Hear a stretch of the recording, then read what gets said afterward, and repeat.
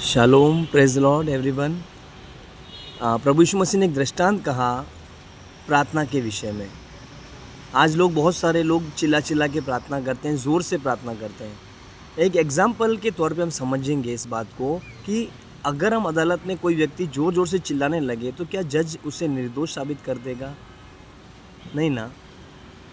वैसे ही हमें ज़ोर ज़ोर से चिल्लाने से, प्रार्थना करने से, बहुत सारे लोग ज़ोर से प्रार्थना करते हैं, ऊंची आवाज़ में करते हैं। देखिए, उससे सिर्फ लोग ही सुनेंगे। परमेश्वर को अगर आप चाहते हैं कि आपकी प्रार्थना परमेश्वर सुने, हमारा प्रभु सुने, तो यीशु मसीह ने एक बहुत अच्छी बात बोली है बाइबल के मत्ती अध्याय में कि जब तू प्रार्थना करे, हालेलुया, तो द्वार बंद कर, कोठरी में जा और गुप्त में प्रार्थना कर।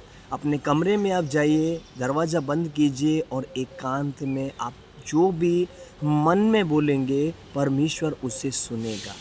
आमीन। क्योंकि उसके वचन में लिखा है परमेश्वर मन की बातें भी जानता है, वो मन की गूढ़ बातें भी जांचता है और जानता है। हालेलुया। तो परमेश्वर के जो जन हैं, जो मसीह के विश्वास करने के द्वारा, मसीह पर विश्वास करने के द्वारा उसकी संतान बने हैं, अब उन्हें चिल्लाने की आवश्यकता नहीं है। हालेलुया। क्योंकि मैं और आप संतान हैं, हमारे पास अधिकार दिया गया है।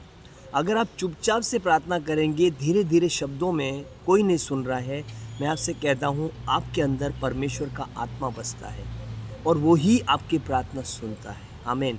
आपको चिल्लाने की आवश्यकता नहीं है।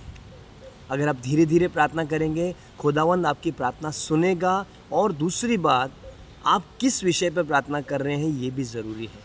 क्या जिस प्रार्थना को आप कर रहे हैं परमेश्वर की इच्छा में है, या फिर बहुत बार लोग ज़िद करते हैं प्रार्थना में कि ऐसा होना चाहिए। लेकिन प्रियो, यीशु मसीह से आप एक सिद्धांत को सीखें। वो क्रूस पे मरने से पहले गत्समनी में जब प्रार्थना कर रहा था, उससे नहीं हो रहा था, और वो कहता है कि हे पिता, यदि हो सके, अगर हो सके, पॉसिबल हो, संभव हो, तो ये कटोरा मुझसे हट जाए। और दूसरे पल में यीशु कहता है, नहीं नहीं पिता, परंतु मेरी नहीं, तेरी ही इच्छा पूरी हो। हालेलुया। अगर आप पिता की इच्छा में रहकर कुछ मांगेंगे, मैं आपको 100% गारंटी देता हूँ, आपकी प्रार्थना कभी खाली नहीं जाएगी। आमीन। आप अपने परिणाम को ज़रूर देखेंगे, आपके रिजल्ट को देखेंगे। ऐसे ही तरह से आप प्रार्थना करें गुप्त में, और परमेश्वर की इच्छा में रहकर प्रार्थना करें। खुदा आपको ज़रूर उठाएगा, वो कभी निराश नहीं करेगा। आमीन। प्रभु आपको आशीष दे।